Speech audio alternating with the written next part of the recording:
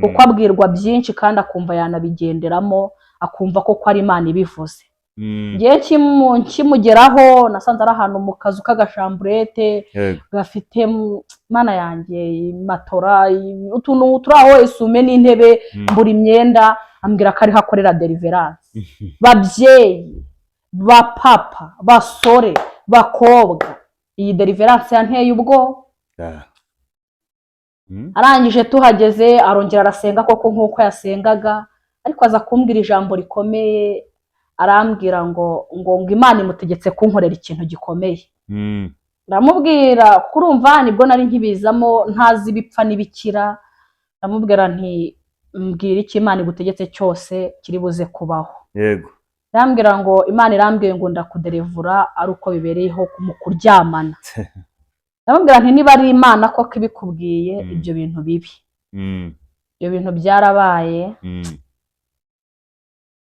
Nyuma gato najya mbimubwira akambwira ko ari za karande, kuko yarangije igikorwa byarangiye.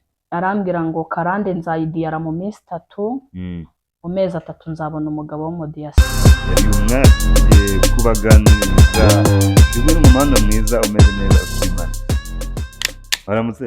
Yaramutse neza. Urasa neza kuri kamera no kukisiyemo bose barishimye ari kubona bakibona isura yawe n'iki Eva. Imana ishimwe. Mumeze mute se? Turashimira Imana. Tangira usuhuza abantu bakurikiye no televiziyo babwira habari. Basoje mu izina rya Yesu Kristo, nitwa Niyomukesha Marie Rose, ndi umugore w'indi Imana iduhana umugisha. Yes, bakunzi ba CM muri kubona uno mama witwa yamwitwa dukunda Niyomukesha we. Yes, Niyomukesha. Twakwakiriye. Murakoze cyane. Niyomuke. Karame. Turabona usana mama murokuru bagira ngo urasenga. Cyane. Nkunda Imana. Nkunda Imana n'umwana n'umwuka wera. Okay. Ni ikintu waganiriza ku bantu bakurikiye no televiziyo ku bintu bijyanye n'Imana?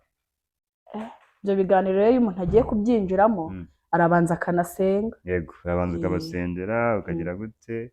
Yes, twaguha mwana na kibazo. Murakoze cyane, reka dusenge. Mana data wa twese mwiza, Mana iriho, Mana ikiranuka, urera kandi urakiranuka, uri hejuru y'ibintu byose. Ni wowe ubumba ijoro ukabumbura amanywa, hakaboneka isanzuro ryo kwera kwawe, nuhimbazwe. Twinjiye muri iki kiganiro turaritse Imana data wa twese, umwana n'umwuka wera, kugira ngo bibane natwe, uvuga ntaba ari we kandi nugira icyakora ntaba ari we, ahubwo izina ry'Imana rihabwa icyubahiro. Urakoze kuri kumwe natwe ni mu izina rya Yesu, amen. Yes, nyuma mumaze gusenga rero mugiye kutuganiriza ku bintu bijyanye, hari abantu bajya bavuga ngo hari abantu babonekerwa, abantu b'abahanuzi. Muri make nkaho usenga ugiye kuganiriza na kuki televiziyo yacu genda ukuntu bihagaze, niba byemerewe cyangwa bitemewe tubwire. Ikintu cya mbere kimwe cyo njya nemera, ibonekerwa ryo ribaho. Yego. Ikindi cya kabiri hari n'ababizamo kubera indamu. Yego. Ikindi nakongeraho cyabaye nka rusange, hajeho ikintu bita nk'ubutekamutwe cyangwa ubwesikoro muri ibi bintu by'Imana cyangwa se by'uyu murimo. Mpamvu ndi bubishingireho ndaza guhera nko kuri njyeho gatoya. Yego. Hambere aha nko muri 2014 15 nari muto cyane, mpima nk'ibiro nka 40. Muri ibyo biro nka 40 naje kugira akantu gatoya, ubwo ndavuga akantu gato cyane. Nza kugira umumama umwe arambwira ati ariko ukunze gusenga uzi ko byazavamo umumaro bya bintu. Ndavuga se umumaro uba mu gusenga ni uwuhe? Rero mu buzima bwanjye nkunda ikintu bita umuceri n'inyama, ubwo ni ibintu biba mu maraso yanjye. Rimwe rero aza kumbwira ati hari itorero ryaje riri gutanga umuceri. Njyewe rero ngenda nkurikiye uwo muceri. Mpageze koko abo bantu naje kubabonamo bagira ayo mahishurirwa n'amabonekerwa n'ibyo.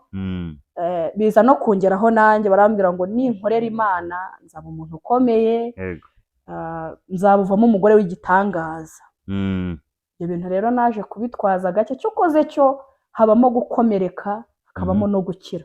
Hari ibintu wahura nabyo bigatuma ukanabivamo, ariko hari n'ibintu byatuma ubikomereramo.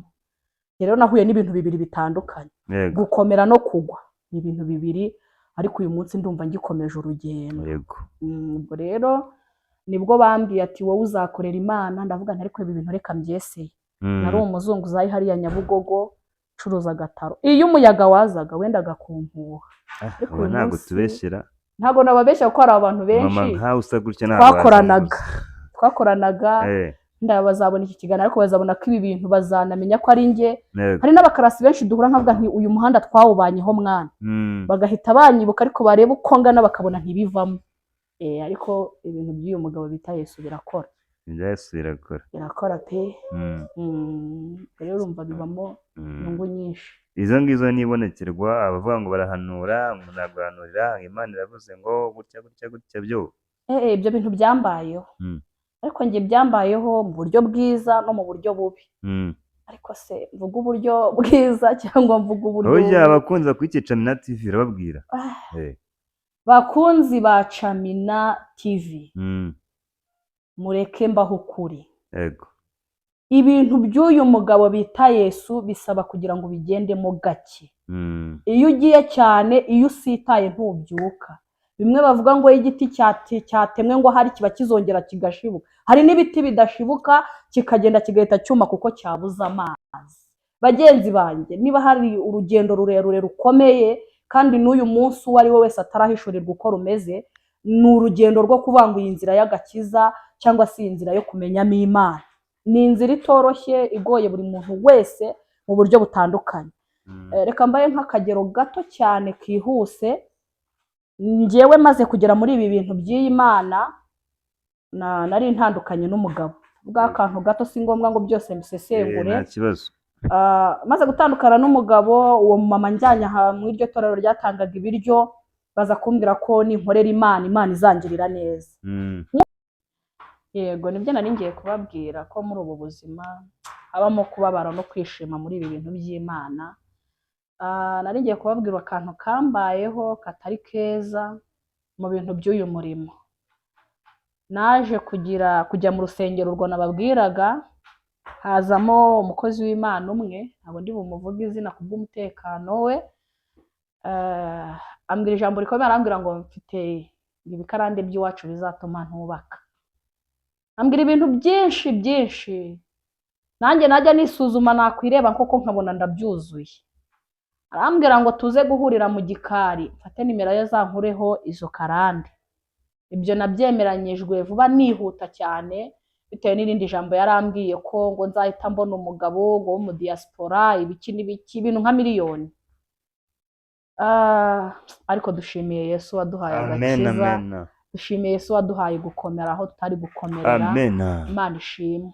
Rero umuntu ukiza muri iyi nzira, najyaga mbona abahanuzi nkumva ari nka marayika batakora icyaha na kimwe. Yego. Ariko nasanze aribo bantu buzuye, navuga ngo ntago bakiri imva z'Imana cyangwa ntibakiri nk'uko Imana yabahamagaye. Buriya uzacunge, iyo umuntu agihamagarwa aba afite ubwoba n'umwimerere n'indangagaciro z'icyo ari cyo.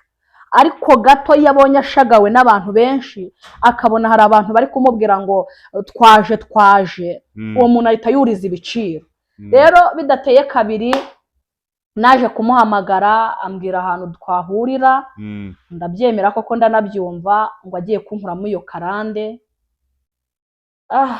Mana yanjye, bafashe ku ngufu. Bivuge pe. Iyo nkoro. Ariko umuntu wese izageraho muri uru rugendo azakomere aribwo agikizwa, kuko abwirwa byinshi kandi akumva yanabigenderamo, akumva ko ari Imana ibivuze. Ngiye kimugeraho, nasanze ari ahantu mu kazu k'agashamburete gafite, Mana yanjye, matora, utuntu turi aho, esume n'intebe, mbura imyenda. Ambwira ko ariho akorera deliverance.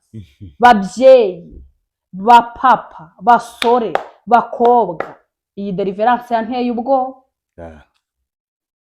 Arangije tuhageze, arongera arasenga koko nk'uko yasengaga, ariko aza kumbwira ijambo rikomeye. Arambwira ngo Imana imutegetse kunkorera ikintu gikomeye. Ndamubwira kurumva nibwo nari nkibizamo, ntazi ibipfa n'ibikira. Ndamubwira nti mbwira iki Imana igutegetse cyose kiri buze kubaho. Yego.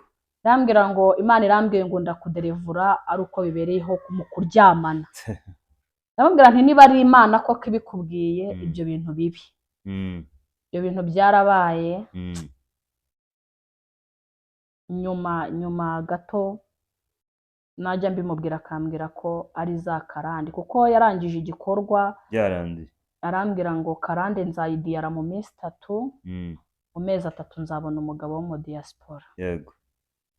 Ita nkurura nta butane nakoze mu rugo kuri uko umugabo wa twabanaga, ita numva ko ibintu Imana iri kuvuga ari byo. Icyo gihe nihase gusenga kuko n'ikintu yani gitambwiye ngo genda usenge cyane Imana igukuyemo karande. Ariko usenge cyane, genda usenge Imana igukuyemo izo karande. Yego. Bagenda senga koko aho nikojeje hose ngo Imana iguhaye umwana.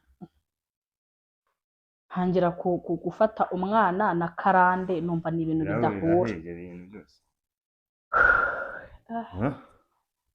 Shimiye Yesu maze kuduha imbaraga zo kwakira ibintu. Amen, amen, amen. Noneho ndamuhamagara ndamubwira iminsi 3 yarashize sinadiyara, sinaruka. Nyine mbona ko ntazi, ndamuhamagara umukozi w'Imana se ko ntadiyaye cyangwa ngo nduke bimeze bite. Ndambwira ati we tegereza karande y'iwanyu yari ikigugu, uzayidiyara cyangwa uyiruke. Yego. Uko ntegereza rero ntegereza aho kugira ngo karande ivemo ahubwo indikajya igenda ibyimba. Ikintu nshaka kuvuga, twajwemo hari abantu b'Imana mu kuri no mu mwuka, ariko hari n'intumwa za Satani. Kandi intumwa za Satani nazo ziyambitse uruhu rwo kwera, wamenya ko ari za Satani kuko bose bavuga Imana. Yego. Induko irushaho gukura bigeze aho nza kurwara njya kwa muganga. Ngiye kwa muganga bambwira ko ntwite. Yanjye wa mugabo. Ndarahira ndirenga ndababwira nti ngiye ntago ntwite, ahubwo bankuyemo karande. Kuva ubwo batagiye kumfata nk'umurwayi wo mu mutwe. Birumvikana.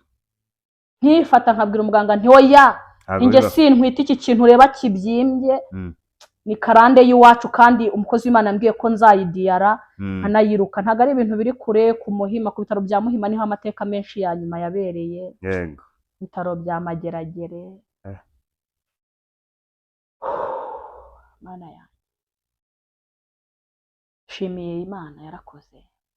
Igihe cyarageze twihuse, ku munota wa nyuma naje kurwara njya ku bitaro bya Mageragere bantarasfera ku Muhima.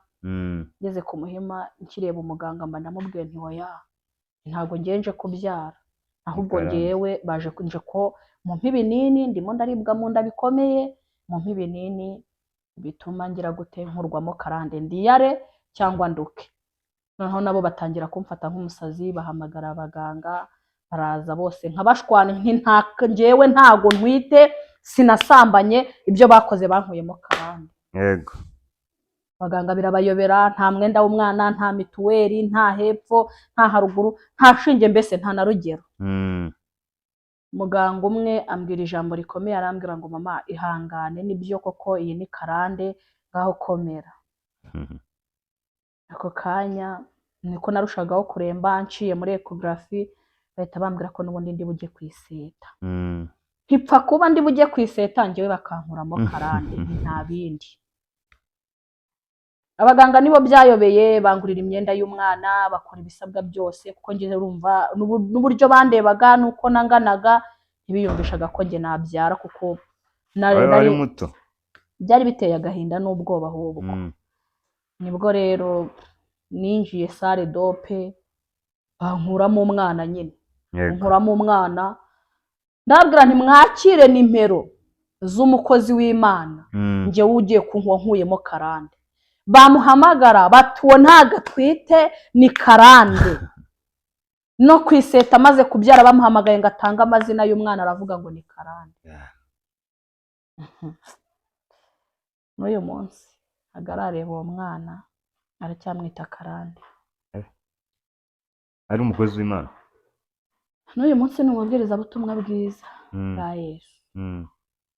We ntabwo se wabashe kuba wamureba ngo umwereke umwana yabyaye? umwana wanjye namushyize kuri porofayiro ya telefone yanjye, Mm. ariko ndabizi ko agira nimero yanjye kandi ajya amubona. Mm. Ni kimwe naramubwiye nti ibintu uri kubwiriza kuri YouTube ntihari igihe nzaza nkagushyira hanze. Mm. Arambwira ngo ntabwo nabitinyuka, kandi koko ntabwo nabikora, ntabwo ari ukumushyira hanze, ahubwo umuntu wese wumva ari kugana iyi nzira akizwe.